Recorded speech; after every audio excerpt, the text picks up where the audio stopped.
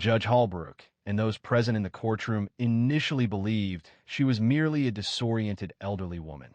However, she quietly presented her bar card and systematically refuted the case before their eyes. Do you comprehend the charges against you, or should we proceed more deliberately? Judge Morris Holbrook's tone held a barely concealed hint of amusement. He reclined in his high-backed chair, folded his arms, and looked down at the elderly woman standing alone at the defense table. His voice held the same condescension he directed at blustering defendants who believed they could best him in argument. However, this wasn't a volatile young person with loose trousers and a defiant manner. This was a 72-year-old woman wearing a pale blue cardigan and sturdy orthopedic shoes, standing upright with her hands softly clasped over a well-worn leather handbag. Alma Vernice Whitaker faced charges of obstruction, disorderly conduct, and resisting arrest stemming from a protest 2 weeks prior at Bakersfield City Hall. Leland Drury, the prosecutor, appeared to be no older than 30, presenting a polished image with shiny shoes and a demeanor suggesting unwavering self-assurance. He briefly looked towards the gallery, a slight grin on his face. A few individuals in the courtroom suppressed quiet laughter. The bailiff emitted a chuckle. A flicker moved across the stenographer's lips. Alma remained silent. Judge Holbrook struck the file before him. The document stated that he had pushed an officer and incited the crowd to defy orders to leave. Such bold claims from a person of his stature. A fresh ripple of laughter spread through the room. The judge peered over his spectacles towards her. He noted the absence of legal counsel. No attorney, I presume? She then spoke, her voice calm and measured. No, Your Honor, Alma replied, a statement that visibly startled Leland. His head angled as if he hadn't understood. Madam, are you aware this is a criminal proceeding? You are facing genuine charges. Alma did not react. I am fully aware. Would you like to see my bar card? A moment of silence followed. Then some laughter arose, people assuming she meant something else. However, Alma slowly reached into her handbag and produced a laminated card, somewhat yellowed around the edges. She positioned it carefully on the table and pushed it across. Holbrook peered, then leaned in. It displayed State Bar of California. Attorney Alma V. Whitaker, bar number 129804, was admitted on June 17, 1983. The room fell silent. She looked up and adjusted her reading glasses. I received my law degree from Howard in 1982, passed the bar the following summer, spent 12 years as a public defender in Detroit, and another 8 years working civil rights cases here in California, she stated. No one moved. I retired in 2003, she added, but I have kept my license active just in case. Judge Holbrook shifted in his seat. Drury cleared his throat, but said nothing. Alma addressed the judge directly. Before this courtroom determines my fate, I need to clarify some information. I was not organizing a protest. I was attempting to de-escalate it. There is a distinction, and I plan to demonstrate it. Point by point, her tone remained consistent. She did not increase her volume, but each word appeared deliberate and considered. The bailiff looked towards the judge. Holbrook examined her bar card once more, flipping it over, seeming to anticipate it might disintegrate. Alma remained motionless, as if she had held that posture countless times, and she had. Leland Drury then spoke, his voice slightly strained. Your Honor, we cannot confirm this without official. It's authentic, and I have additional documentation in this bag if needed, Alma stated, interrupting. Drury stopped speaking. Judge Holbrook paused, then concluded very well. The court acknowledges the defendant is representing herself. He then paused. A subtle murmur, a sense of bewilderment, rippled through the gallery. But Alma Whitaker offered only a slight, almost unnoticeable acknowledgement to herself. Her purpose wasn't to provide amusement. It was to underscore that appearances could be deceiving. However, Judge Holbrook wasn't prepared for the revelation she was about to unveil. The courtroom still hadn't fully settled. Judge Holbrook now sat with a more upright posture, observing Alma Whitaker with a different kind of focus, one devoid of irony. Leland Drury, who previously appeared relaxed, now seemed uncertain whether he's entered a genuine trial or a trap. His jaw was tight, but his eyes repeatedly looked at the judge as if anticipating support. Alma made adjustments to the microphone before her. I'd like to begin by addressing the prosecution's claims, beginning with the body cam footage. Or more specifically, the lack of it, Leland said. Your Honor, the official report indicates the footage from Officer Grunwald's body camera was deemed irrelevant because of a battery malfunction. This malfunction occurred precisely from the moment the officers arrived at the protest until I was placed in cuffs. She turned slightly toward the jury. It's a significant gap in the record, isn't it? She moved slowly, considering her words, much like lawyers sometimes do. However, this wasn't a performance, it was a genuine issue. According to the arrest report, 3 officers were involved, she stated. Only one officer's body camera footage was examined. The second one had malfunctioned, and the third officer's footage was, what did the report indicate? It wasn't uploaded due to an administrative error. She paused before the jury box and folded her hands. However, the report did include complete transcripts of what I purportedly said, without any accompanying audio. Judge Holbrook turned to Drury. Mr. Drury, is that an accurate representation? Drury cleared his throat.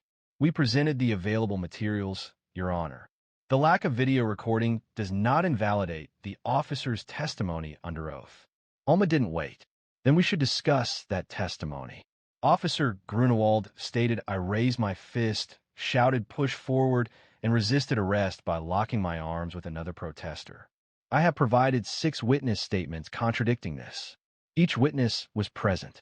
They all confirm I positioned myself between the crowd and the police and requested people to move backward. Drury retrieved a folder from her bag and placed it on the table. She also stated a request had been submitted for a subpoena of Officer Grunewald's prior complaints, noting there were 3 related to misconduct during public gatherings, all of which had been dismissed quietly. A ripple of reaction passed through the gallery. Drury raised an objection. She questioned the relevance, asking if the complaints had resulted in a conviction. Alma turned, her voice firm, asserting that a pattern of behavior matters, particularly when it's the same behavior repeated. The judge raised a hand to quiet the room. Please focus, Ms. Whitaker. She nodded once, then presented a second document. I also want to discuss the photograph the prosecution introduced as evidence.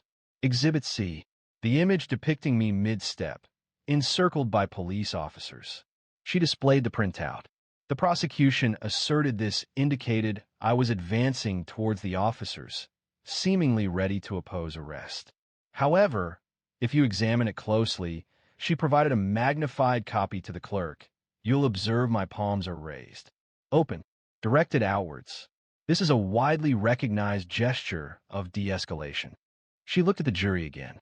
One doesn't approach armed police with raised hands unless attempting to avert a greater harm. The room was silent. There was no laughter now. Even the gallery had leaned forward. Drury attempted to regain control. Despite those gestures, the defendant disregarded a legal instruction to leave.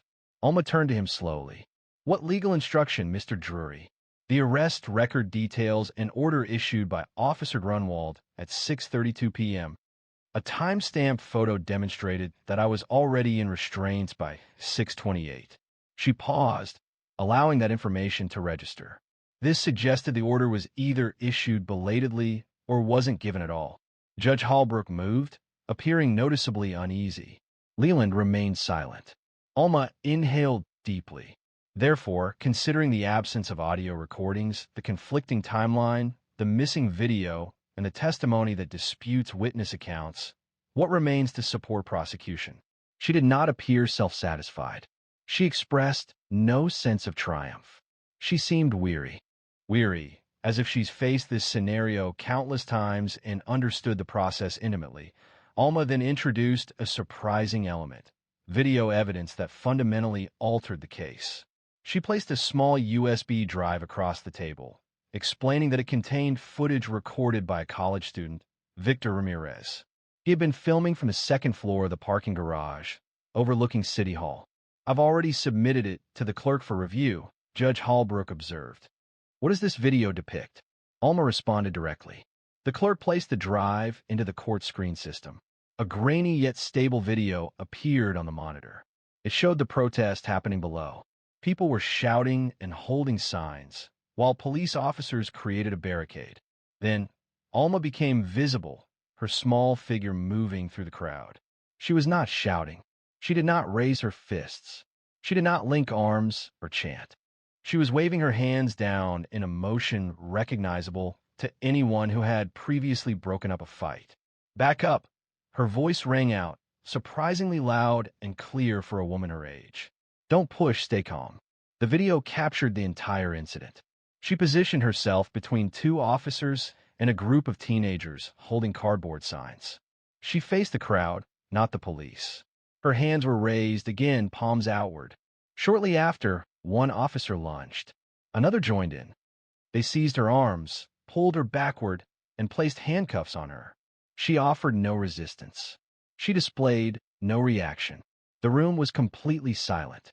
Following an additional 30 seconds of footage, the screen faded to black. Alma addressed Judge Holbrook.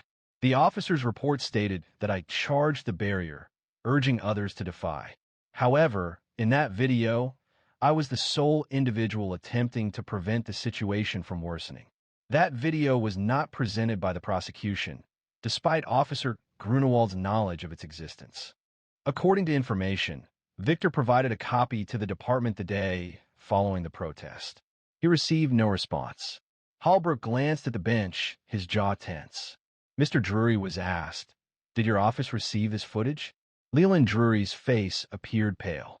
He stated, "I was not informed, Your Honor." Alma did not look at him. It wasn't necessary. Mr. Ramirez reported that he provided it to a plainclothes officer, who informed him it wasn't required. He speculated that they had already determined their version of events. A woman in the gallery murmured, "Lord have mercy." The judge's gavel fell once, a gentle sound intended to restore order. He regarded Alma as if encountering her anew. "You stated you retired in 2003? She affirmed, "That is correct." Following 20 years of observing cases similar to this, he inclined his body forward. "And why return now?" Her tone became gentler. "Because I grew weary of awaiting another person's concern." She advanced several steps, not for effect, but because remaining seated was no longer possible. "I had hoped that if I simply adhered to the guidelines, remained quiet in retirement, read the paper, and offered occasional assistance, perhaps the world would resolve itself. However, the reality is that Mr. Drury's actions aren't unprecedented. Officer Grunewald's behavior isn't new. This pattern, this tendency of accusing first, investigating later, that's not a recent development. I'm familiar with it. I've observed it since I was 30 years old, and it hasn't diminished." She addressed the jury, her gaze sweeping across the panel. "I didn't come here today to create a spectacle. I am here because if this court determines my guilt relying on the testimony of individuals who are not entirely truthful, then what becomes of the next person lacking supporting evidence, or a recorded statement, or the courage to come forward?" There was no response. Even Drury had become completely still. Judge Holbrook leaned back slowly in his chair, but just as the situation seemed as dire as it could be for the prosecution, Alma brought the room to a complete standstill. Alma reached into her handbag once more, carefully and deliberately, and produced a folded document. It appeared unassuming, lacking a prominent legal stamp or highlighted sections, simply a standard police transcript printed on regular letter paper. "I'd like to read something into the record," she stated calmly, from Officer Timothy Bragg, who was present that afternoon but not called as a witness. Judge Holbrook scrutinized her. "Was this statement presented to the court prior to today?" Alma responded, shaking her head once. "It was not. I received this document yesterday through a records request. The process was challenging and required me to call upon a few previous obligations." She flattened the paper and began reading. "I arrived on scene at approximately 6:15 p.m. I observed Alma Whitaker moving through the crowd, repeatedly telling people to step back and remain peaceful. I did not witness her shout aggressively, or instigate. When I saw her being taken into custody, I was surprised, as she was the only individual I observed attempting to calm tensions. She glanced upward, allowing the quiet to linger.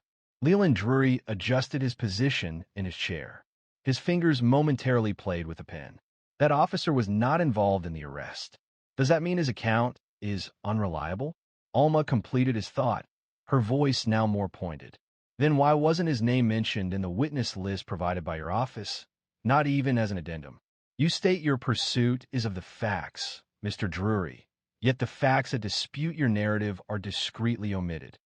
The judge asked, Mr. Drury, can you confirm whether Officer Bragg was interviewed during the investigation? Drury paused. I'd have to check the original intake file. There's no need, Alma stated.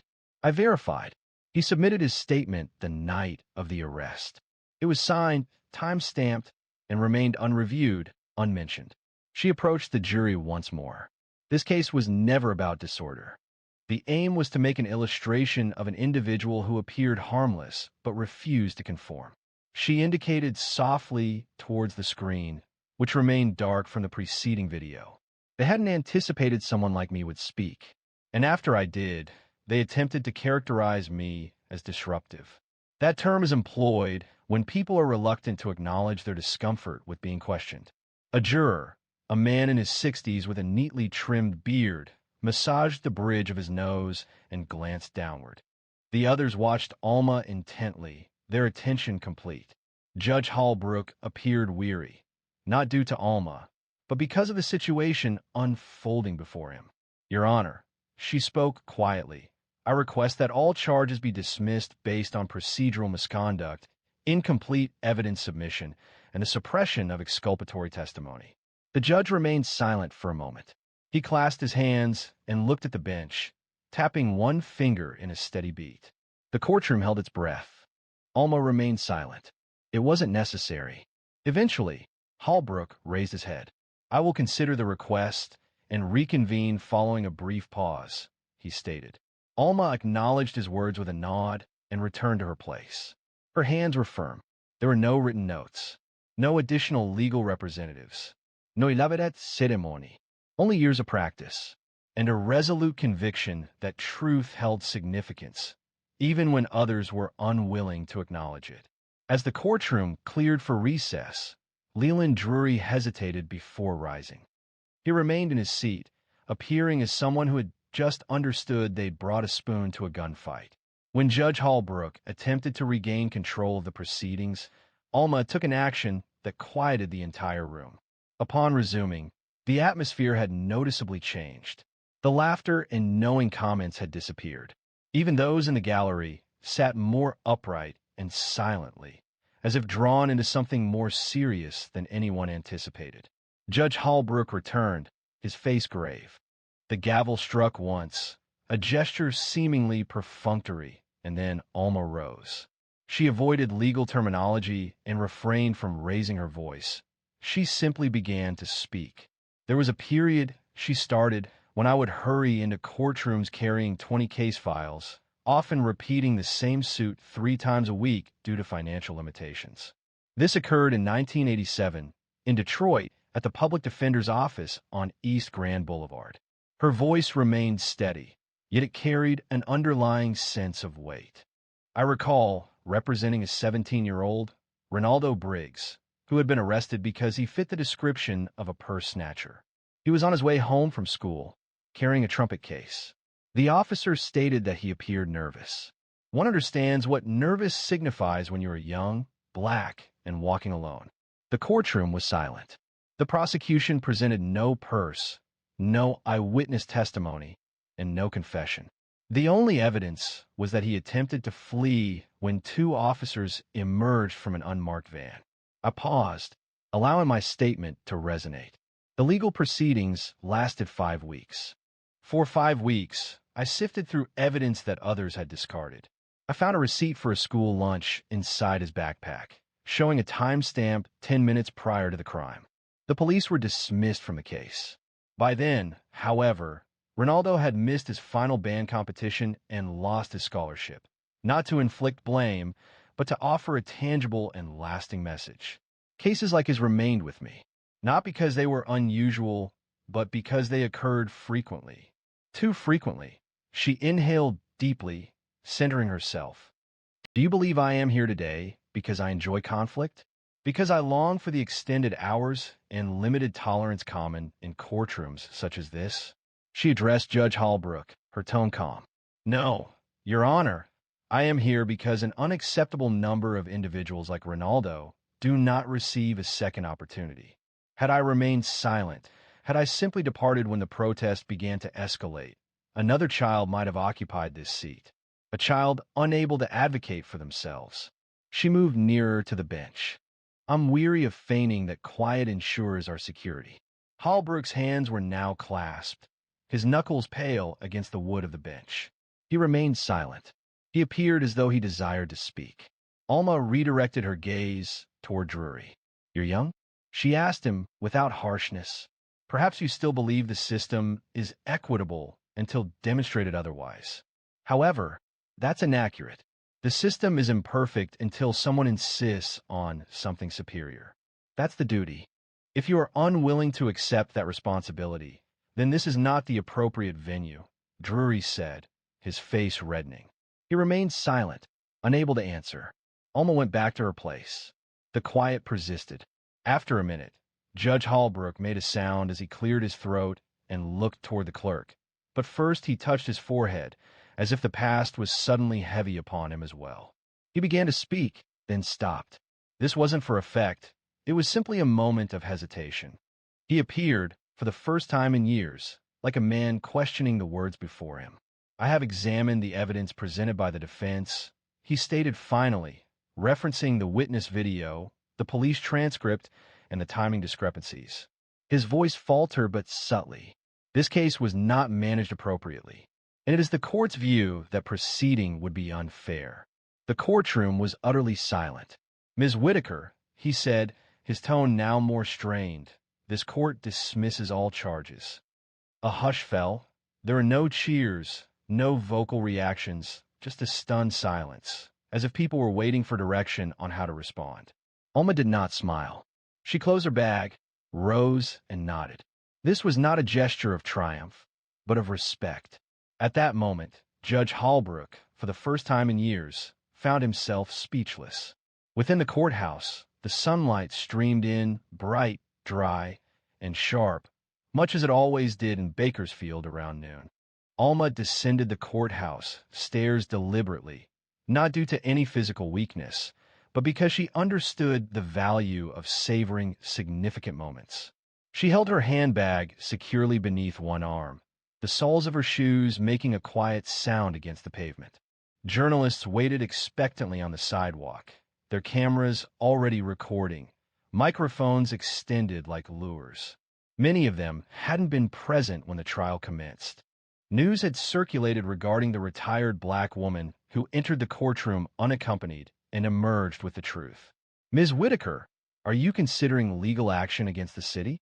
Did you anticipate the case's dismissal? Do you identify as an activist? She remained silent, not to evade attention, but because she had already spoken her piece, and that courtroom had been her sole intended audience. A small group of people waited for her at the foot of the steps. They weren't journalists. They were younger, late teens, perhaps early 20s, wearing hoodies, carrying backpacks, and sporting worn sneakers. Alma recognized one of them as Victor Ramirez, the student who had filmed the video. He kept his phone lowered, no longer recording, simply observing her. A young woman moved forward. She appeared to be just out of high school, her eyes bright and nervous. Ms. Whitaker, she said, I hope to be a lawyer someday, like you. Alma smiled for the first time all day. She offered a small smile, indicating her attention. The girl continued, that was the first time I saw someone actually win in court like that. You didn't just fight. You taught. Alma met her gaze directly. Then remember what you saw, because it won't always look that way. Most days it'll feel like pushing a brick wall uphill with your bare hands, and no one will applaud you. But you push anyway. Victor then spoke. The system had never anticipated someone like you possessing the ability to retaliate. I understand, she replied softly. They relied on it. A different boy interjected, could we learn from you? Perhaps by observing you closely, or conducting an interview, or something similar. You've witnessed events we've only read about. Alma surveyed the group, hesitating. She didn't aspire to be anyone's rescuer, yet she detected something within their gazes she hadn't observed in a considerable time. Hope intertwined with impatience. That familiar intensity. She straightened the handle of her bag. I avoid social media platforms. While I don't maintain a website, I still retain the ability to teach. Please bring your questions, and I'll provide the coffee. The group responded with quiet laughter. Victor's eyes lit up. Behind them, Judge Holbrook stood at the top of the stairs, observing everything. He was not accompanied by deputies at this time. He wore a blazer and a loose tie instead of a robe. For a brief moment, he seemed poised to speak, but then he remained silent. He observed Alma disappear around the corner with the children, her form gradually diminishing in the late afternoon sunlight. Returning inside, Leland Drury remained at his desk, his case file spread out but unexamined. His demeanor had altered. The usual self-satisfaction was absent. The characteristic severity softened. He looked at Alma's bar card resting on the bench, momentarily overlooked. Then, he reached for it, not to challenge it, but to review it. That name, that date, that accumulation of experience. The courtroom stood deserted now, yet something had changed within him. Perhaps not enough to alter everything immediately, but potentially enough to make him reconsider in the future. For the first time, he had witnessed the distinction between winning a case and truly comprehending justice. However, what Alma subsequently conveyed to those kids provided them with something beyond legal counsel. It offered them a foundation for hope. The diner on Union Avenue was nearly empty when Alma sat down with the kids that evening. She selected the booth by the window, the very one she'd occupied years ago when she used to meet with apprehensive clients who lacked confidence in courtrooms. The light from the setting sun illuminated the worn leather seats and transformed the Formica table a warm, golden hue. Victor requested coffee, despite not typically consuming it. The young woman, identified as Kenya, asked for iced tea and retrieved a notebook, already filled with notes. The remaining individuals positioned themselves closer, as if witnessing a solemn event. Alma didn't begin a lecture. She stirred her cup deliberately, then remarked, "You know the first thing they teach you in law school?" Victor blinked. "The Constitution?" She smiled faintly. "No, they teach you how to read a case file without getting emotional, how to separate the fact from the feelings, how to argue without letting it get under your skin." Kenya leaned forward. "Is that a good thing?" "It's necessary," Alma said, "but dangerous, too. The tendency to overlook the individuals behind the data can be insidious. It's easy to lose sight of the human element." She paused, setting her spoon down and meeting their gazes. "Remember the people." A quiet stillness settled over the group, not awkward but contemplative. One of the boys, previously silent, then voiced a question. "But how does one continue when there's no audience?" Alma released a slow breath, feeling the gravity of that inquiry. "You persist because occasionally someone is paying attention. They will only grasp the truth if it's spoken aloud, even when your voice trembles, even when the atmosphere chills." Kenya jotted notes rapidly in her notebook, but Alma countered, "Don't record this. Experience it. Make errors. Botch it, but maintain your integrity." Victor reclined in the booth. "Do you ever question it?" Remaining engaged for this duration, Alma hesitated. Her fingers followed the edge of her cup. "The loss of each client who deserved to be released weighed on me. Witnessing officers fabricate stories without hesitation caused me regret. And observing juries prioritize ease over honesty often made me question the value of my efforts." She paused, gazing out the window, but then I recalled the individuals who were ultimately freed, those whose voices were amplified, those who contacted me 5 years later simply to express gratitude. That is what truly holds significance. Victor nodded thoughtfully. Alma concluded her coffee and rose. The check had already been taken care of. Kenya had discreetly placed the bills beneath the sugar jar. Standing outside on the sidewalk, the children paused, seeming reluctant for the evening to conclude. Alma addressed them. "Do you want to change the system?" They affirmed. "Then don't merely study it. Challenge it. Pose more insightful questions. Confront the absence of discussion. Engage your intellect. Utilize your mobility. Employ your writing. And when someone advises you to wait your turn, inquire as to their reasoning for believing it's not your turn already. Kenya wiped her eyes. The others remained silent, observing her intently. Then Alma spoke a final statement. I'm not a hero. I'm just someone who refused to be quiet. Following this, she proceeded towards the bus stop without turning back. Some stories transcend sensational news. They serve as reminders. That authority isn't consistently found in ceremonial garments or official positions, nor does it originate from the most vocal individual. Occasionally, it originates from a woman wearing a cardigan, managing the system as if she's performed this task previously. Because she has. When people inquire about the appearance of justice, they should recall her name, Alma Vernice Whitaker. If this story resonated with you, please share it with someone who would benefit from hearing it. And if you agree that wisdom isn't dictated by attire, please subscribe to hear more authentic stories that help us understand ourselves. Two adult men were laughing at a young woman attempting to work out. The gym was full, but no one intervened. That is until Terrence spoke up and caused everyone to stop ignoring the situation. The familiar scent of sweat and rubber filled the air. Dumbbells made a clunking sound, treadmills vibrated, and a few early gym goers strained through their exercises with headphones on. It was a little after 7 a.m. at Ironworks Fitness in Knoxville, Tennessee. A typical Tuesday for many, but for Terrence Roy, it was leg day. Leg day held a special significance. He was finishing up wiping down the leg press when he noticed her. She appeared to be no older than 25. She had a tall, athletic build, her hair pulled back, and looked slightly out of place as if it were her first week at that gym. She lingered near the squat rack, clearly attempting to adjust the bar. This wasn't uncommon. Everyone begins somewhere. However, he then observed something else. Two men, likely in their mid to late 30s, white, wearing compression shirts that seemed unnecessary and displaying an unwarranted confidence. They were not exercising. They simply stood, resting on the preacher curl bench, observing her. Initially, the sounds were quiet, hushed whispers and slight chuckles. Then, one of them spoke, his voice carrying enough for many in the gym to hear. Hey, sweetheart, that bar's heavier than you. Are you certain you don't need assistance? The other responded with a loud, distinct laugh. She likely saw it on TikTok and believed she could simply enter and lift as a professional. Terrence paused, towel still in hand. His body tightened. He recognized that tone, sarcastic, yet with an underlying negativity. A combination of mockery and a sense of privilege. The kind that diminishes you without physical confrontation.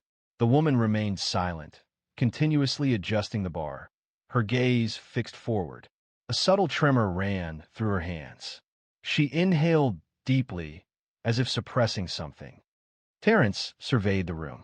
Approximately 15 people were present. Some had overheard something. He observed this by their reactions. A man wearing a red hoodie glanced at his phone, feigning disinterest.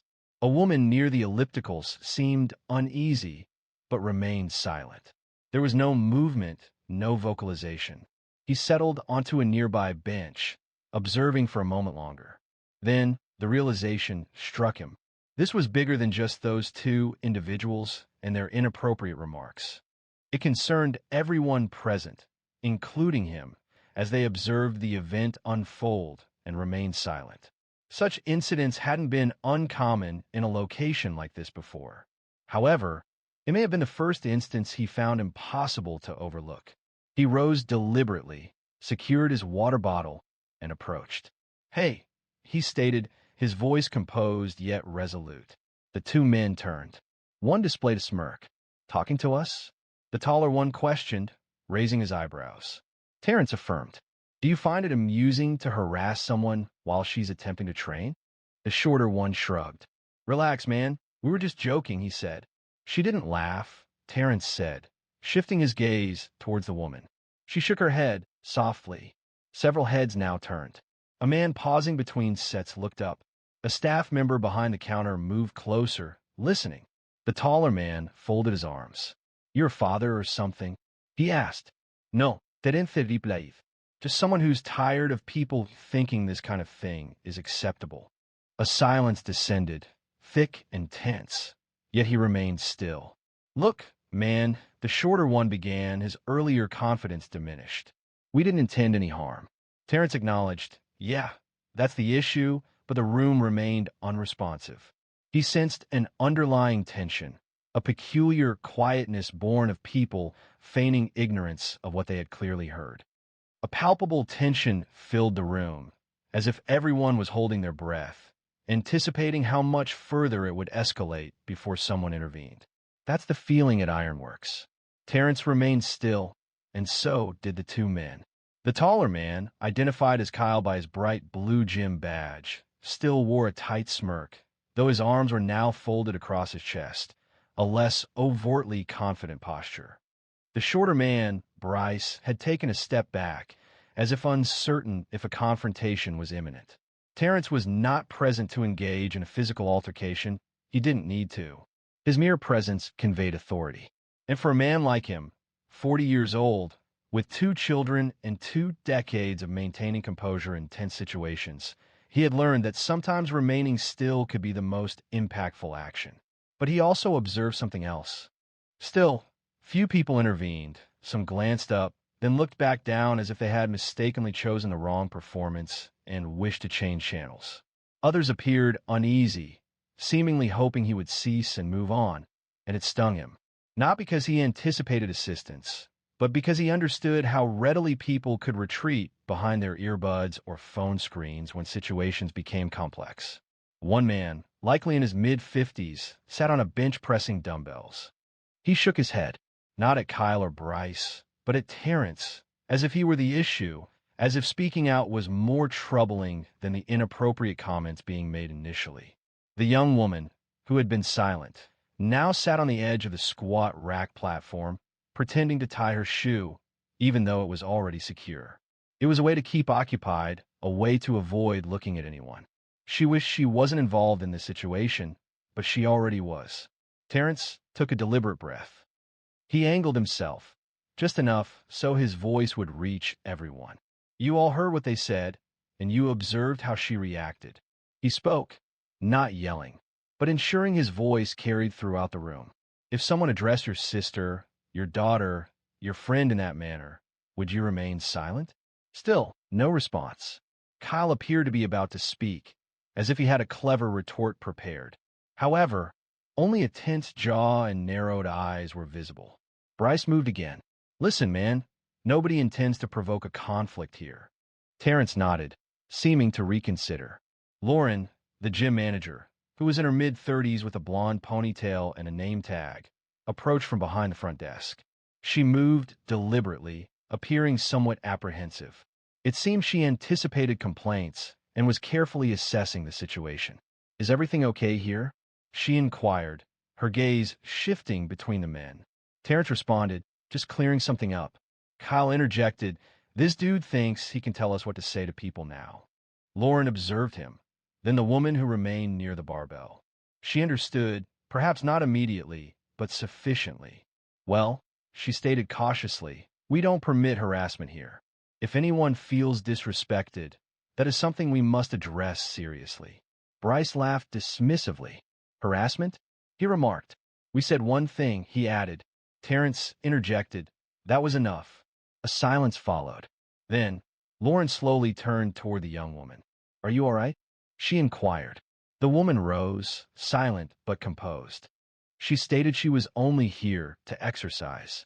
Lauren affirmed, understood. You are welcome here. Please inform us if you encounter any further issues. And that concluded the interaction. The atmosphere didn't ease with a significant event. There was no altercation, no theatrical display, no commendation. However, a change occurred. Bryce and Kyle shared a glance. Subsequently, without further conversation, they departed toward the locker room, speaking quietly to themselves. No one intervened. It wasn't necessary. Terrence turned and made eye contact with the woman. She offered him a slight nod, a gesture of thanks without speaking. More impactful than the interaction itself was the stillness, the expressions, and the way others seemed to shrink in that instant. He repeatedly considered what the outcome would have been if he hadn't been present. However, the day continued, and the narrative began to spread beyond the gym. Terrence was in the process of filling his water bottle at the fountain when he detected a voice coming from behind him. A sense of triumph seemed to fill him. He didn't turn around immediately. He recognized the voice. It was Kyle, that familiar mocking tone, now without a crowd, sounding less assertive, more intimate. Terrence quietly replaced the cap on his bottle before turning to face him. Kyle stood alone, his arms hanging loosely, the sharpness in his features softened, replaced by what appeared to be wounded pride. Perhaps embarrassment, maybe simply the annoyance of not having the final say. "I'm not here to be a hero," Terrence stated. "I came here to exercise just like everyone else." Kyle moved nearer. "You reacted excessively over a minor incident." She hadn't expressed any concerns. "You intervened as if she required assistance." Terrence subtly supported himself against the wall, maintaining his composure. "She didn't need rescuing, but she shouldn't have been ridiculed either. You deliberately made her feel uneasy."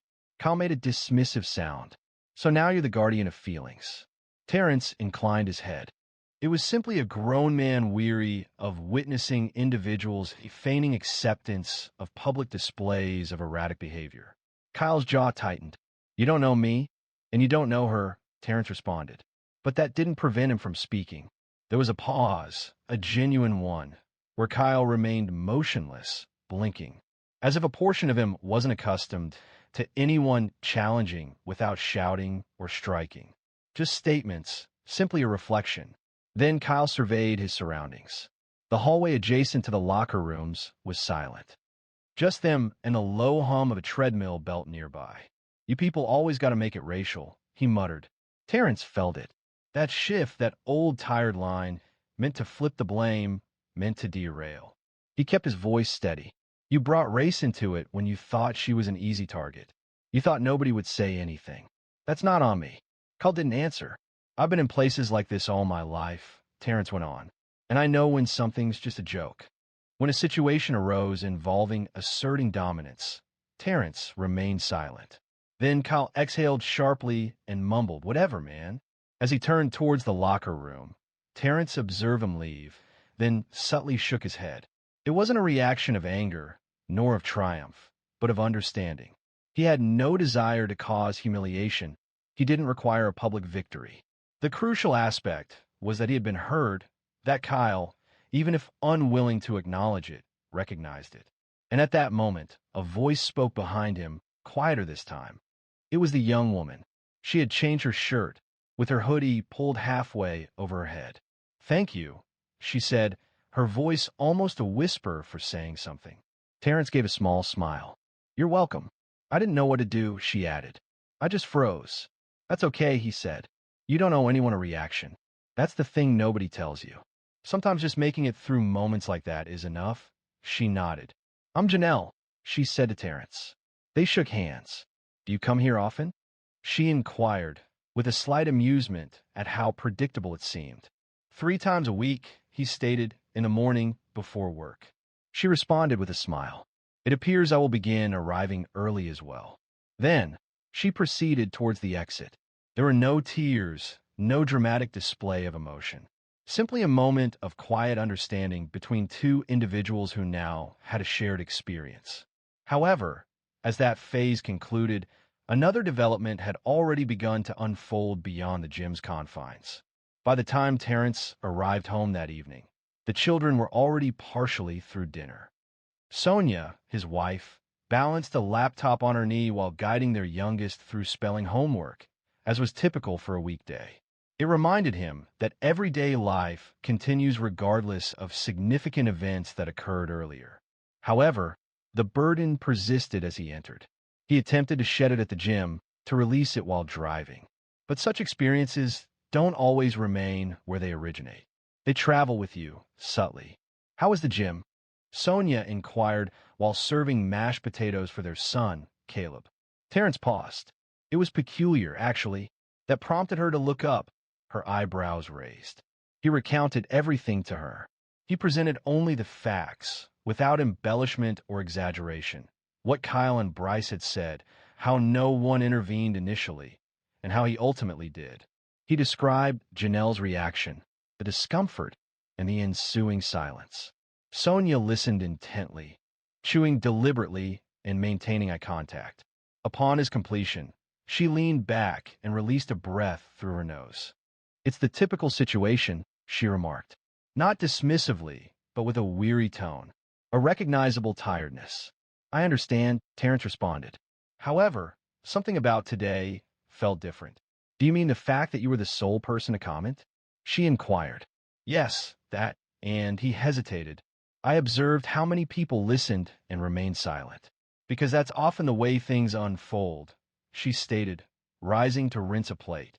"People avoid involvement. They desire to prevent uncomfortable moments. They're apprehensive about speaking up and becoming entangled. Some believe it's not their concern." He nodded slowly. "It shouldn't be typical," he thought. "It shouldn't," she replied in agreement. However, it was later that night, after the children were asleep and the house was still, when Terrence checked his phone. Alerts appeared from a local Facebook group he followed, Knoxville Fit Life Community. A post detailed the event. "Saw something crazy at Ironworks today. A man stood up for a woman being teased by two guys at the squat rack. There was no violence, just a direct challenge, which is commendable." The post already had over 100 comments. Some users expressed praise for the individual. Others inquired about the situation. A few responded with predictable reactions. The complete details are unknown. It seems people are easily offended these days. Humor is no longer tolerated. Terrence did not participate in the discussion. He simply observed it unfold.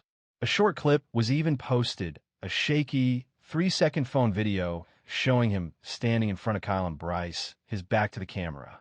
A still image depicts a man steadfastly remaining in place. He felt uncomfortable being the focus of attention, not due to shame, but because it diverted focus from the core message. The intention was for the discussion to highlight how easily inappropriate actions can go unnoticed if no one speaks up. The following morning at the gym, the atmosphere had shifted. Janelle was present again. This time, she offered him a fist bump, her face displaying a friendly smile as if they had been gym companions for years. People observed, without negativity. Several individuals nodded in his direction, a gesture of understanding rather than attention-seeking. Lauren, the gym manager, approached him discreetly once he concluded a set. "Hey," she began, "thank you again for yesterday." He turned to face her. "We're experienced previous difficulties," she explained, "with people voicing sentiments they perceive as benign. This time, discussions are occurring about it. Perhaps it will bring about a change." "Maybe," he responded. Just as he reached for his towel, a man from the back, appearing to be in his mid-60s, with a wiry build and gray in his beard, approached. "I was here yesterday," he stated. Terrence raised an eyebrow. "Yes," the man confirmed. He paused, then added, "I didn't say anything then. Should have. I have 2 granddaughters. I often think if that were one of them, I want someone like you close by." Terrence remained silent for a moment. Then the man offered a half smile and said, "Appreciate that. My name's Roland. If you ever need a place to stay, I'm around." Terrence hadn't anticipated who would enter next, and the words he would speak. Terrence hadn't expected anyone in particular when the gym doors opened late that Friday afternoon. But there he was, Bryce. No caide, no savagir, no smirk. Just a man walking in with headphones around his neck and something in his eyes that hadn't been there previously. Terrence noticed him the moment he entered. He was uncertain whether Bryce would disregard him, attempt a confrontation, or act as if the previous day hadn't occurred. However, Bryce did not feign indifference. Instead, he approached Terrence directly after he completed his warm-up set on the lat pull-down machine. "Hey," he said, his voice softer than it had been previously. "Do you have a minute?" Terrence hesitated before responding. He maintained his grip on the machine's handle, carefully observing Bryce's expression for any indication of mockery. He detected none. "All right," Terrence finally said. Bryce shifted his weight, restless. "I spoke with Kyle," he started. "He believes you intentionally embarrassed us. He's still upset, but—" Terrence remained silent. I have two sons, Bryce continued, aged 10 and 8. They were at the park recently. I observe an older boy teasing them. Nothing serious, just provoking them. And I understood. I felt paralyzed. I didn't know how to react. I simply watched. He hesitated. I recalled my silence during that incident with the girl. We were certainly behaving poorly, and Terrence observed it. Now what? You were right, Bryce stated, his gaze unwavering. I don't want to be that person, not for my children and not for my own sake. Terrence shifted back a little. It's not about being correct. It's about recognizing when to cease being the individual you'd avoid encountering. Bryce affirmed. They stood in silence for a moment. Just two men in gym clothes, under fluorescent lights, speaking as if the conversation held significance. I'm not going to apologize for Kyle, Bryce stated. He's got his own things to sort out. But I do apologize for my words, for my behavior. Terrence extended his hand. I accept that, they said, shaking hands firmly, briefly, genuinely. Later that evening, Terrence sat on the porch with his daughter, Elise, who'd just turned 14 and had recently taken an interest in running. She inquired about what occurred at the gym. She remembered hearing her mom briefly mention something earlier. He paused, then recounted the events. He presented the information directly, without minimizing its impact. He described the conversation, the quiet moments, the disagreement, and the subsequent apology. He observed her reaction as he spoke, noting the shifts in her expression with each detail. So you simply spoke with them? She questioned, lifting her eyebrows. Yes, he replied. I didn't raise my voice. I didn't create a disturbance. I simply asked them why they believed that type of conduct was acceptable. Did that have an effect? It didn't produce immediate changes, but perhaps it prompted reflection. That's frequently how shifts begin. Elise glanced at her sneakers, fiddling with the laces. I'm not sure I would have the courage to say something like that, she whispered. Terrence smiled. The interesting aspect is you don't feel courageous when you do it. You simply feel that someone needs to. She looked up at him, her eyes gentle, yet containing something else now. Perhaps pride. I will try, she said softly. You don't need to do anything special, he responded. Just pay attention. When something doesn't feel right, don't ignore it. Speak up if you can, or be there for someone who can't. They sat in silence for a while afterward. There was no need to fill the space, just the kind of silence that felt substantial instead of vacant. But Monday was approaching, and someone unexpected still had something to say before this story would feel complete. Monday morning began as any other. Terrence parked his usual spot, swiped his gym card at the front desk, and proceeded to the free weights. He anticipated a routine start to the week, nothing out of the ordinary. Then he noticed him. Roland, the older man who had spoken to him a few days prior, was positioned by the dumbbell rack, stretching his shoulders as if preparing for an extensive set. However, today he wasn't in workout clothes. He wore jeans, boots, and a dark jacket zipped up halfway. He wasn't here to train. He was waiting. Got a minute? Roland inquired, glancing up as Terrence neared.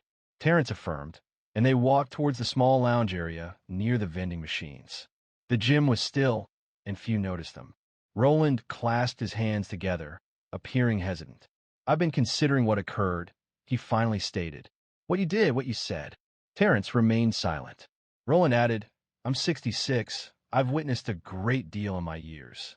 I spent my childhood in Ohio during the 60s. My father owned a tire shop. We weren't wealthy, but we managed. I recall the time the schools integrated. I remember the underlying stress. However, we never discussed it at home, he paused. And because of that lack of discussion, I felt unprepared when difficult situations arose. I would witness events, both at work and around town, and would tell myself, well, that's not my concern, believing silence equated to neutrality. It became clear later that it was not the case.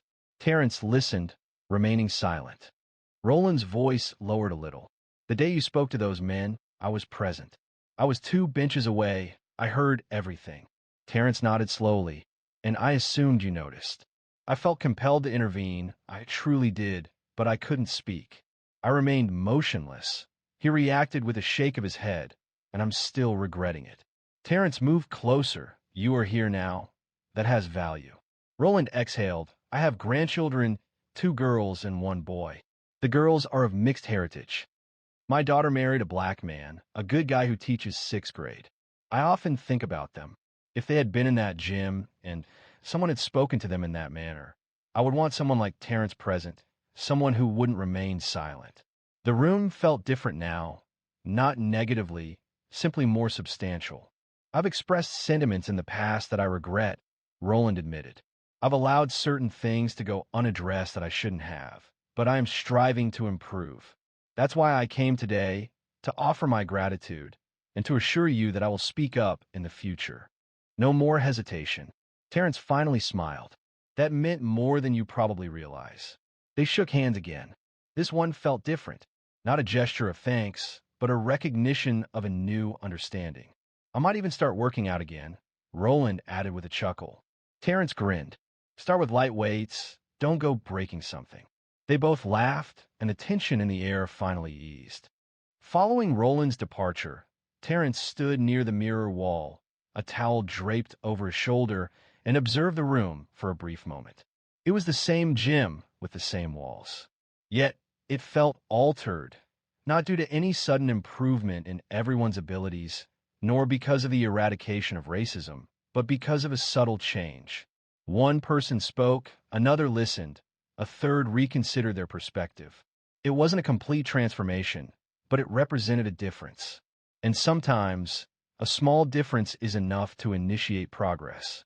Even with everything, the true understanding didn't come until Terrence saw what his daughter posted later that night.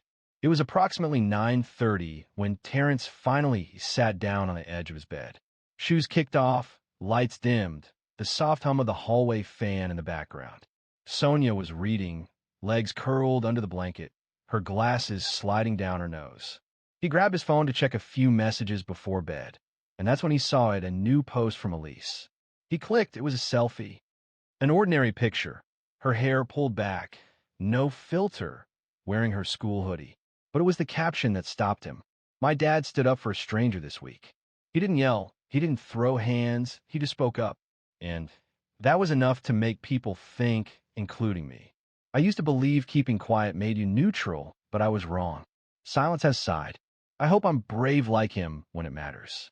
Terrence stared at the screen, not because he was surprised by the message, but because it was so confident and direct. It had come from his teenage daughter, the one who used to feel anxious requesting ketchup from a server. The one who once cried when she had to recite a poem in front of her class. And now she was sharing words like that publicly. He glanced at Sonia and gave her the phone. She read it quietly, then smiled without looking up. You seem to notice she's observing your actions, don't you? Terrence sighed. I'm mostly just attempting to make it through the week. She responded, setting the phone down on the nightstand. You're managing better than that. He reclined, gazing at the ceiling, allowing the feeling to linger. Everything that transpired in the last few days, Kyle, Bryce, Janelle, Roland, Elise, all began with a single choice. Not a significant one, not a sensational one. Simply a decision to speak instead of remaining silent. That was all.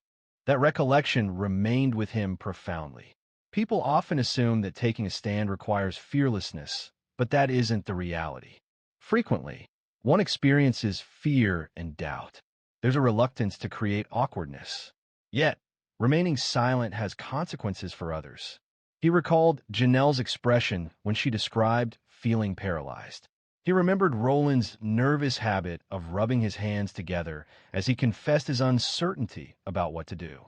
He recalled Bryce struggling to express regret without appearing vulnerable. And he mused, this is the beginning. Not with elaborate pronouncements, not with online condemnation, but in tangible locations with genuine individuals who opt for the somewhat more challenging course of action.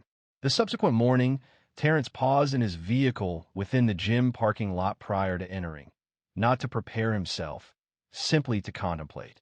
Afterward, he retrieved his phone and composed a message. It wasn't intended for widespread dissemination. The goal wasn't validation, it was simply sharing a truth. Significant impact doesn't require a grand gesture. It involves acknowledging injustice and speaking out, regardless of fear or isolation. That's where progress begins. He published the message and exited the vehicle. It was another Monday, another workout, but with a feeling of lightness he hadn't experienced previously. Many people have experienced moments similar to those described. If you've hesitated in the past, remember you have future opportunities. The important consideration is, in those future instances, how will you respond? Speak out, even when it causes discomfort, even if the matter seems minor. Because remaining silent may preserve your ease, but it won't safeguard another's dignity. And someone close to you may be awaiting a voice such as yours. Should this story have struck a chord, please share it and leave a comment. Don't forget to subscribe, as we have additional stories exploring the true meaning of doing what's right. A white student believed it would be amusing to shear a black student's hair in front of onlookers, but the reserved new student he targeted proved to possess a unique form of resilience. 13-year-old Tyrese Reddick requested little when he entered Crest Hill Middle School that Monday morning in Thousand Oaks, California. He carried his backpack, a well-used spiral notebook, and the same lunchbox he'd been using since 5th grade. His mom had written a brief message inside, as she always did, "Be yourself." That was sufficient. Tyrese felt no nervousness. He's experienced being the new student previously. 3 schools within the past 5 years, a consequence of his dad's work assisting military veterans transition to civilian life. This one didn't seem significantly different. Bright hallways, worn lockers, that familiar scratchy intercom crackle each morning. However, even before second period, he could sense the nature of this place. Students observed him. Not everyone, but a noticeable number. The long locks, carefully twisted and pulled back, distinguished him.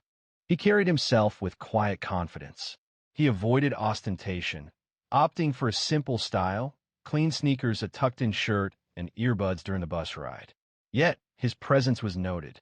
In Mrs. Lamar's history class, a girl with freckles whispered, "Your hair's cool." He responded with a small, appreciative nod, but remained silent. Afterward, in the cafeteria, he located an unoccupied table close to the vending machine. He was comfortable with solitude. He enjoyed watching initially, noting who laughed excessively, who moved in groups, who acted differently than they truly were. A definite pattern existed. Crest Hill operated with unwritten guidelines. There were the drama students, the sports teams, those who wore costly hoodies and spoke as if they were online personalities. And then there were those who maintained order, deciding who held significance. He noticed one of them before the 6th period began. He was tall, blonde, and boisterous, conversing with a group by the lockers, and they were all laughing excessively at something. Tyrese hadn't learned the boy's name yet, but he observed how other students either displayed overly enthusiastic smiles around him or avoided eye contact. Individuals of that nature were consistently the same, those who required an audience. Tyrese continued walking. Upon arriving home that afternoon, he placed his bag near the kitchen door. His mother was preparing red beans and rice, humming softly. "How was your first day?" she asked without turning from the stove. He shrugged.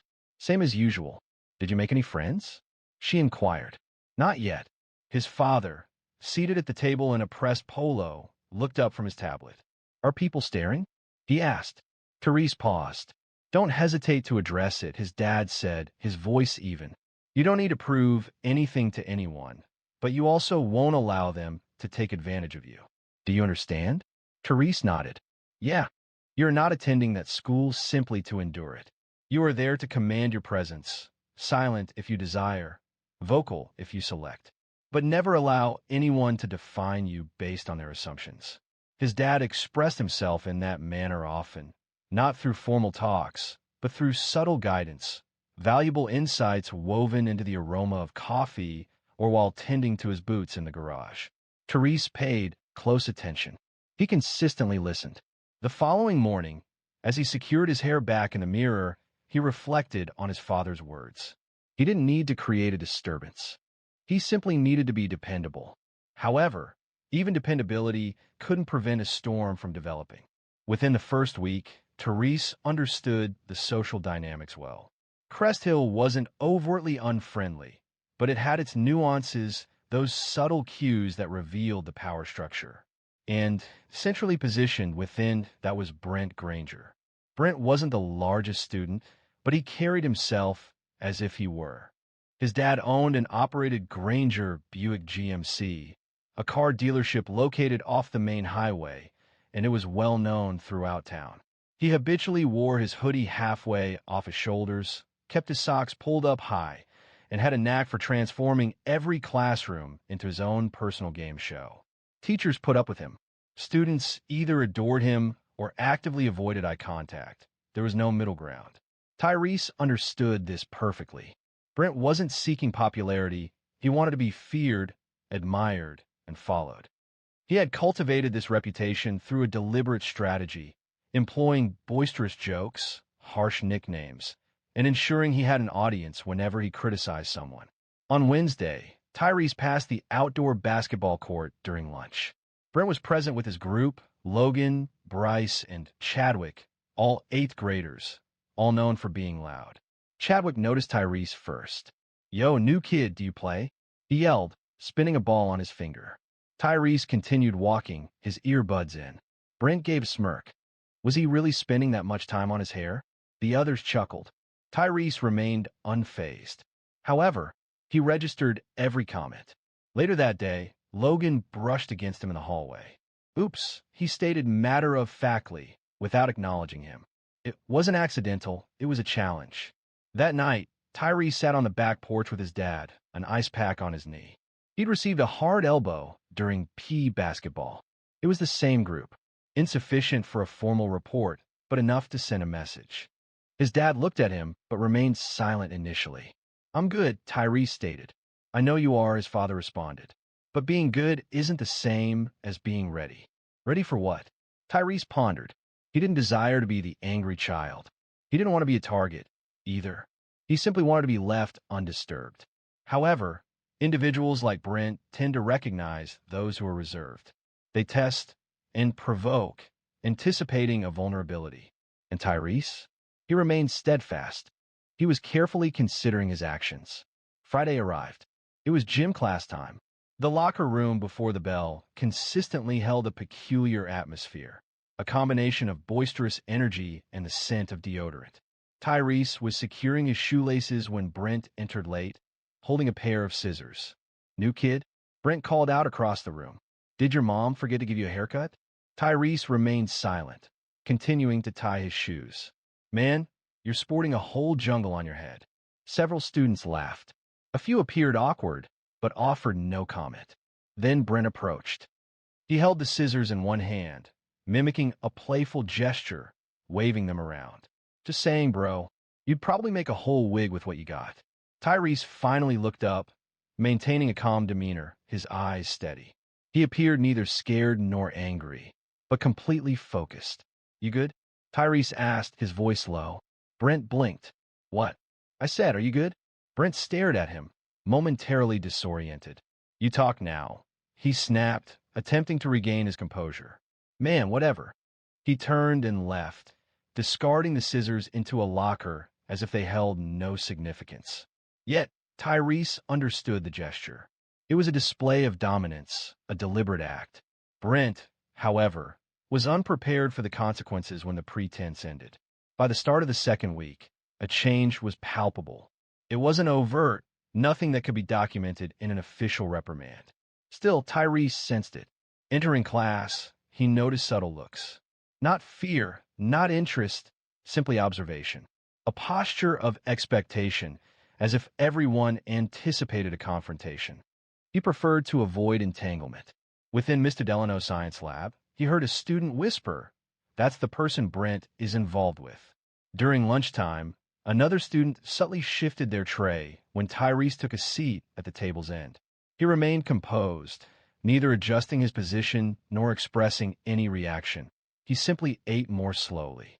One afternoon, while on his way to the library, a 7th grader, a slender boy with braces, approached him near the vending machines.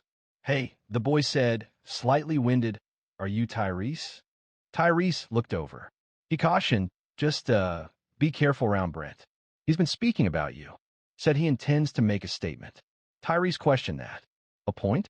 His companion confirmed, "Yes." He says you believe you're superior to everyone. He's planning to correct you. The young man paused before adding, he did something to a sixth grader last year. He poured a milkshake on his head during lunch. Everyone laughed. It was quite disturbing. Tyrese acknowledged with a nod. Thank you. The boy appeared to want to add something, but someone called his name, and he ran off. That evening, Tyrese lay on the living room rug, feet resting on the couch, looking at his phone.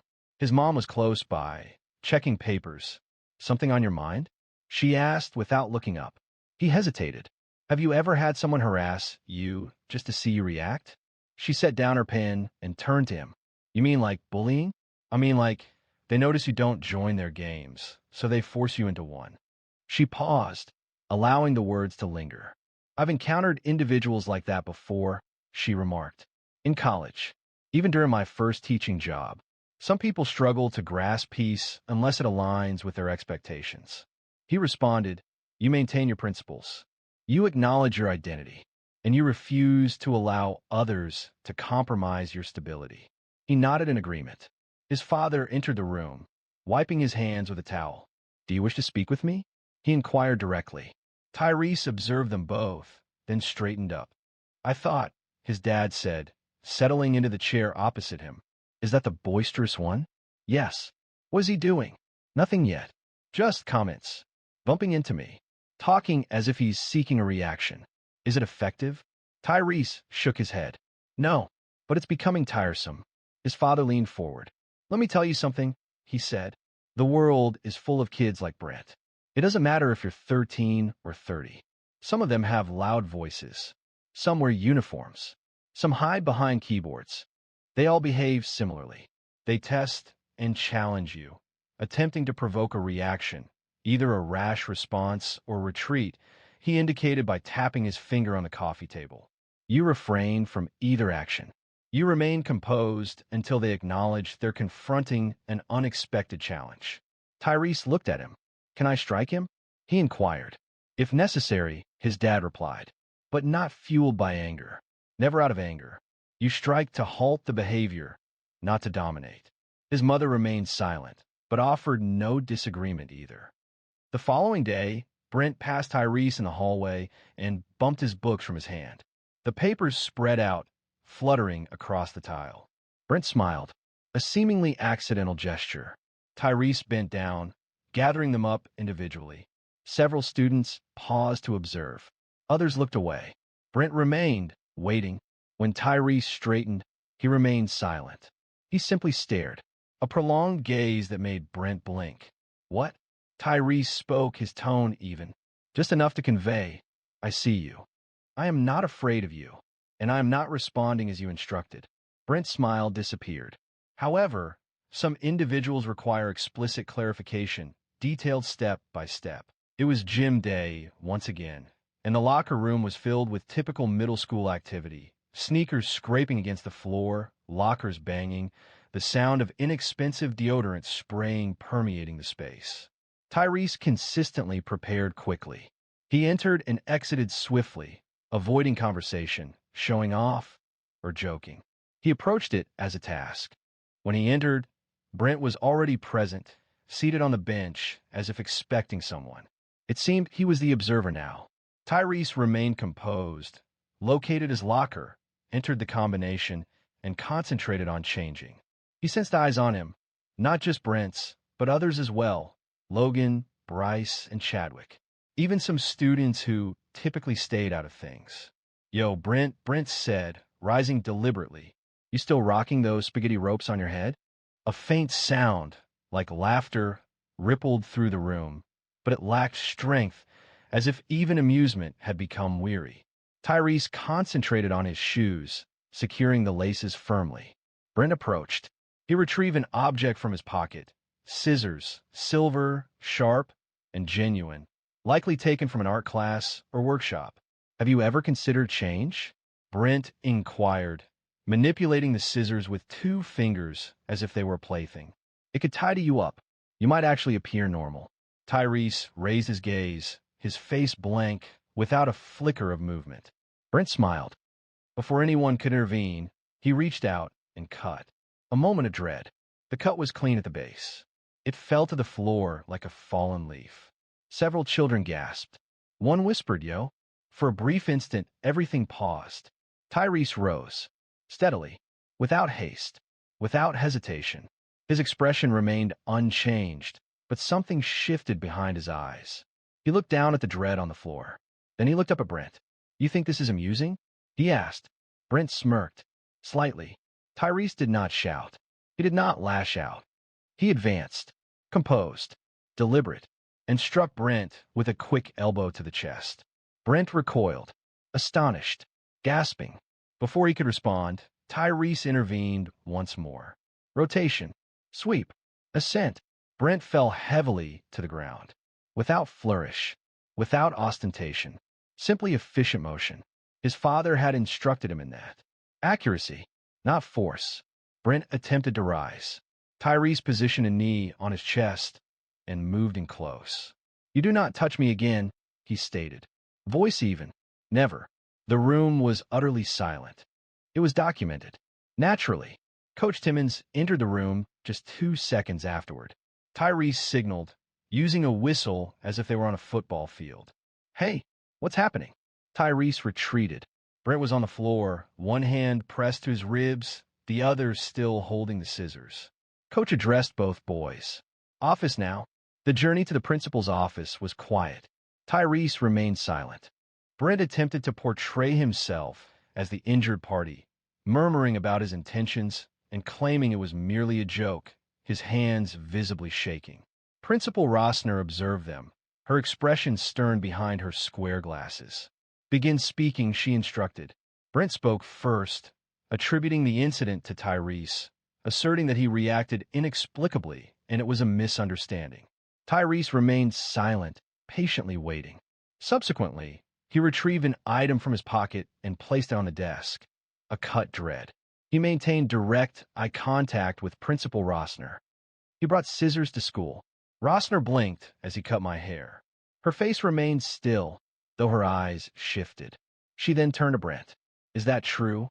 Brent stammered. "It was a joke. I wasn't going to actually—" "You cut his hair?" No response was given. "I want your parents here." "Now." Coach Timmons stood behind them, arms crossed, silent. 20 minutes later, Tyrese's mom arrived, entering calmly, but with firmness. She sat next to her son, placed a hand on his shoulder, and looked the principal directly in the face. "Before we say a word," she stated, "I want to know if you all understand what this means." Rossner exhaled slowly. "We're handling it." "You better." But the truth was, this wasn't just a school issue anymore. It was bigger, and it wasn't going away quietly. By that evening, the video had already started making its rounds. It wasn't a long clip, just 10 seconds, but it showed everything. Brent moved forward with scissors. Tyrese advanced, executing a takedown. Following that, there was a close-up shot of Tyrese leaning in, appearing composed and resolute. The quietness in the locker room spoke volumes. The incident spread through group chats and Instagram stories. Even a few students from Northwood High School shared it with captions such as "He messed with the wrong one," and "Brent got folded." Tyrese made no posts about it. He offered no comments. He felt no need to. His parents were seated at the kitchen table, facing Principal Rossner and Brent's parents, Dean and Colleen Granger. Dean was wearing an expensive watch and a blazer with jeans. Colleen had sunglasses resting on her head, as if she had just left the country club brunch. "Let's be clear," Dean stated, attempting to take charge of the discussion. "Our son made a mistake, but it was simply a prank. Boys his age do not always grasp boundaries. Cutting someone's hair is assault." Tyrese's mother responded, her tone sharp. "Not a prank." Dean questioned the situation. Tyrese's dad moved closer. "Let me explain, man. I served in the Marines. I've led squads in countries you couldn't find on a map. You know what isn't tolerated, regardless of location? Disrespect, particularly when it's masked with explanations." Colleen moved in her seat. "We're just suggesting that maybe your son reacted excessively." Tyrese's mom slowly turned toward her. "Repeat that." "I'm just saying. Perhaps a less forceful approach would have been preferable." Brent did not inflict any physical harm. Cutting a child's hair without permission is a humiliating act, Rossner finally stated. Regardless of Brent's intentions, the effect is the same. And if it had been your son's hair, Mrs. Granger, I doubt you'd view it as humorous, Dean said, folding his arms. So what's the next step? Will Brent be suspended? He's suspended for 10 days, Rossner replied directly. And, subject to the school board's review, we might consider a longer suspension, Dean remarked. Regarding the incident, Rossner stated it was about bringing a weapon into the school, targeting another student, and provoking violence, not over a haircut. Tyrese remained silent throughout the entire discussion, his hands in his lap and his posture upright. He displayed no signs of gloating or smirking. Outside the room, several students observed through the glass door. News of the event had quickly circulated. The following day at school, Tyrese walked the hallway as he typically did, but a noticeable change was present. Some students acknowledged him with nods. Several people simply moved aside to let him pass. A seventh grader approached and exclaimed, "Yo, that thing you did was crazy." Tyrese continued walking. He had no desire for attention and just wanted to get to class. During math, Logan and Chadwick remained silent, offering no jokes or taunts. Brent's group had dispersed. Lacking their leader, they didn't behave as they usually did. Tyrese took his seat, retrieved his pencil, and began his assignment. That afternoon, as Tyrese left school, a teacher he hadn't known well approached him by the parking lot. "Are you okay?" Tyrese nodded. "I just want you to know what you did. How you handled that. It took strength, not just in the moment, but the way you've carried yourself afterward." "Thanks," Tyrese said. "I'm just trying to keep it steady." The teacher smiled. "That's harder than it looks." But respect earned through silence doesn't fade easily, and Brent was beginning to learn that the hard way. Brent's 10-day suspension felt lengthy for all except him. As he remained at home, restricted and disheartened, the school continued. He had anticipated students would support him, perhaps dismissing the situation as they typically did. However, a shift occurred. Students weren't simply avoiding him. They were discussing him. Murmurs in the hallways, uncomfortable pauses in group chats, videos circulated with captions such as "Not so tough now" or "Play stupid games." Brent's reputation suffered a significant blow. It fractured. Tyrese continued to be consistently present. Headphones on, locker tidy, assignments completed punctually. He avoided any displays of arrogance or a triumphant demeanor. However, his presence felt more substantial now. Not intimidating, simply resolute, as if he was unyielding. The following week, the school arranged a facilitated meeting between the families, an opportunity to discuss the incident and, at least from the district's perspective, reinstate a conducive learning atmosphere. Tyrese was reluctant to attend. His parents advised him, sometimes the most impactful action is simply being present. And that's what he did. They convened in the counselor's office. It was a small room with a circle of chairs that didn't match. Brent entered with a tense neck and a wounded sense of self. He avoided eye contact with Tyrese. His mother appeared more irritated than regretful. His father wore the familiar smirk, as if he were attending out of duty, not thought. Ms. Harrell, the school counselor, inhaled deeply. "We're not here to revisit what occurred. Our intention is to allow everyone the opportunity to share their feelings and discuss how we can proceed." She addressed Brent. "Would you like to start?" Brent adjusted in his chair. "I was simply joking around. There was no intention behind it." Tyrese remained silent. Brent continued, "I didn't realize it would be such a significant issue." Tyrese's mom raised an eyebrow. She stated that cutting a boy's hair is a deeply personal act, particularly when that hair symbolizes something beyond mere appearance. Brent mumbled, "I wasn't aware of that." Tyrese's father stated, "You didn't care to know. That's the difference." Ms. Harrell then addressed Tyrese, asking, "Would you like to say something?" Tyrese looked up, making eye contact with Brent for the first time in the room. "I didn't come here to fight," he said quietly. "I didn't come here to make friends either. I came here to get through school." Regarding his hair, he added, "That's my business. It's part of me. You touched it like it was yours to joke about." Brent shifted in his seat, remaining silent. "I didn't strike you due to a loss of control," Tyrese explained. "I struck you because you needed to grasp a certain point, and verbal communication wasn't effective." A pause settled over the room. Brent's mother then addressed the group. We have discussed boundaries with him. Have we, Brent? Brent responded with a restrained nod. Yes. Ms. Harrell added, occasionally, consequences provide more valuable lessons than spoken words. She then turned toward Tyrese. Are you satisfied with the current situation? Tyrese gave a slight shrug. I do not require an apology. Brent raised his head. I do apologize, however. Tyrese observed him, not with the intention of causing Brent discomfort, but to understand his delivery. Frankly, Tyrese didn't detect much substance behind the words. Okay, Tyrese stated finally. Then carry it. Carry what? Brent asked, puzzled. The apology? The lesson? The understanding that not everyone will permit you to belittle them and dismiss it with laughter? Tyrese rose. That's all I needed to say. His parents followed him from the room. In the hallway, his father placed a hand on his shoulder. You didn't fight in that room, he said, but you still reacted. He continued, but the thing about true strength? It doesn't manifest in punches. It shows up in how you choose to leave. A week later, Crest Hill Middle held a school-wide assembly. Officially, the assembly was about respect and accountability, but everyone understood what caused it. Even teachers were discussing the incident in the break room, though no one voiced it directly. A palpable restlessness filled the gym as students, anticipating a standard presentation and hollow words, grew bored. Then, Principal Rossner took a surprising action. She approached the front without a microphone, relying solely on her voice and a confident stride. We're facing a recent event that has prompted us to reflect, she stated, and the room fell silent. I'm not going to repeat the details of what occurred.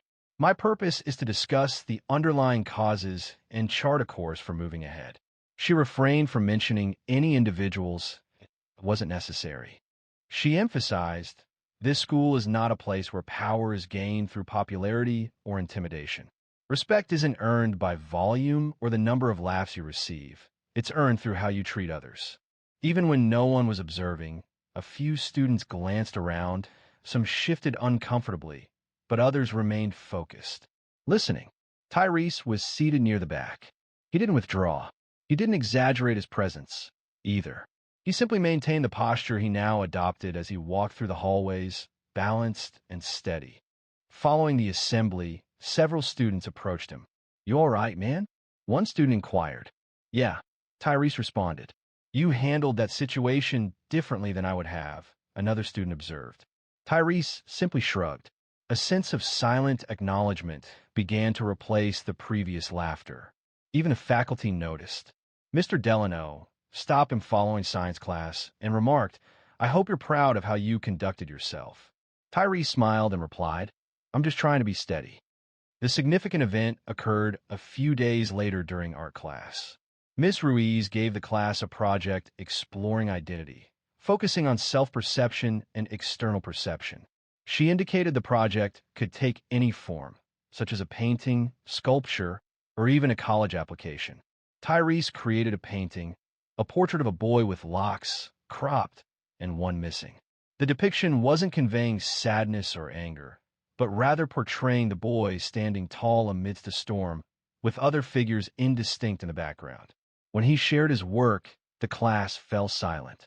I created this, he stated, because occasionally people fail to understand how profoundly something seemingly insignificant can matter. They dismiss it as mere hair or a simple joke, but it holds deeper meaning. It's about what it symbolizes. The room was silent. Miss Ruiz's eyes filled with tears, but she remained silent. She simply nodded. That day, after school, Brent walked past him in the hallway, unaccompanied, without his usual entourage or any commotion. He offered a brief glance. Not an apology, not a confrontation, just recognition. Tyrese nodded once. Nothing further. It wasn't a close bond, but it was a respectful separation. Returning home that evening, his mom was preparing sweet potatoes in the kitchen. Did the art project go well? She inquired. Better than well, he replied. His dad entered from the garage. Did you receive a response regarding your student council essay? His father asked. Yes, Tyrese confirmed, smiling. You're accepted, his father said, pleased. Calmly, proudly. You deserve that, he said. Afterward, as Tyrese prepared for bed, he gazed into the mirror. One section remained noticeably shorter than the others. He hadn't corrected it. He chose to do it this way, not because he lacked the ability, but because it wasn't necessary. It served as a reminder of the challenges he had already overcome, of what didn't break him, of who he was before, during, and after the storm. Because some conflicts aren't about achieving victory. They're about ensuring the subsequent one doesn't unfold in a similar fashion. If this account resonated with you, evoked an emotion, please share it. A lesson can be found within, and perhaps someone in your circle needs to hear it. Join our mailing list for more stories that speak truth, challenge disrespect, and remind us all what quiet strength truly embodies.